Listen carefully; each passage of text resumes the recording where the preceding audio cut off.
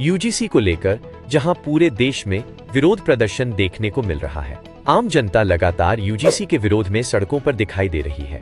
कानपुर में स्वर्ण समाज के लोगों ने अनोखी तरीके से सिर मुड़वाकर यूजीसी का विरोध किया। लोगों का कहना है कि अगर सरकार द्वारा ये बिल वापस नहीं लिया गया तो अभी तो सिर्फ नौभार का कार्यक्रम किया गया है, आने वाले दिनों में 13वीं का कार्यक्रम भी स्वर्ण समाज की तरफ से किया जाएगा।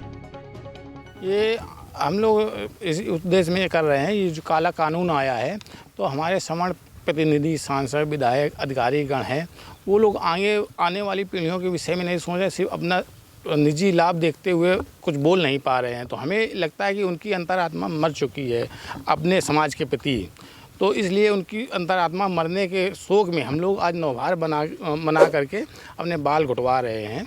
और अगर ये वापस नहीं हुआ, अभी तो नहीं लगता कि जल्दी वापस होगा, अभी हम 3 दिन बाद हम लोग उनकी 13वीं भी मनाएंगे। उनकी अंतरात्मा मरने, आत्मा नहीं मरी है, अंतरात्मा मर चुकी है, वो अंदर से कुछ बोल नहीं पा रहे हैं। इस उद्देश्य में हम लोग नौभार मना रहे हैं। यहाँ पर क्या लग रहा है यूजीसी किस तरीके से जो है वो स्वर्ण समाज के लिए अहित माना जा रहा है? ये बहुत तरह से अहित है। शिक्षा में इस तरह का भेदभाव करना ही नहीं चाहिए, उसके लिए कानून है। अगर कोई आपके साथ जातिगत टिप्पणी कर रही है, आप लोगों ने पहले से SC ST एक दे दिया है, उसके साथ एक धारा और ये बढ़ाओगे क्या? उसमें आप उनको जब सज़ा देने का प्रावधान है तो इसकी क्या ज़रूरत थी वहाँ पर? इसके उद्देश्य में है कि ये काला कानून वापस होना चाहिए और नहीं तो इसमें बहुत ज़्यादा संशोधन की ज़रूरत है।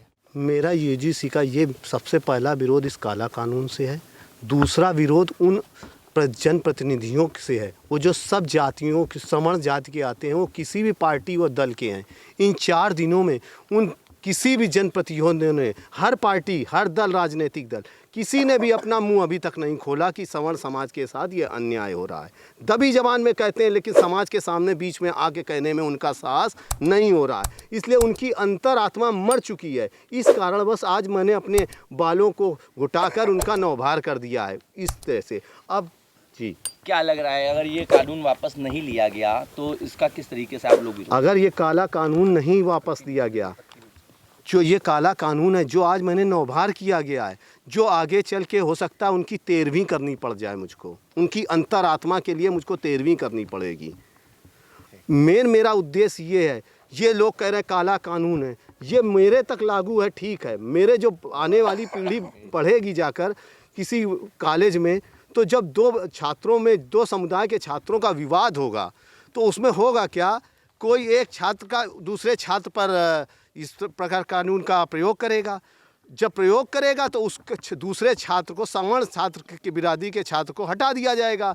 उसके उपरांत जांच होगी, जांच के उपरांत मान लिया गया कि जांच के उपरांत वो फर्जी पाया गया तो उसका तो कैरियर चला गया। लेकिन जिसने ये मुकदमा दर्ज कराया था कानून के अंतर्गत, वो तो फर्जी निकला, उसके खिलाफ कोई कार्रवाई नहीं होगी। जब कोई कार्रवाई नहीं होगी तो आज के समाज की व्यवहारिकता को देखते हुए हर एक आदमी उसका प्रयोग करेगा, उसका लाभ लेना चाहेगा, लिखा देगा फर्जी मुकदमा, कह देगा मेरे को कौन कार्रवाई होनी, बाद के वो छूटेंगे, हम कौन फंसेंगे, हमको सरकार ने तो ये अधिनियम हटा ही दिया, जो कि 2006 में ये नियम था, जिसके अंतर्गत ये था कि अगर ये फर्जी पाया जाता है तो उसके खिलाफ भी कठोरतम दंडात्मक कार्रवाई की जाएगी, जिसे इस 13 जनवरी 2026 में हटा दिया गया। इसका मेरा सबसे पहले और सबसे बड़ा विरोध इसी बात का है।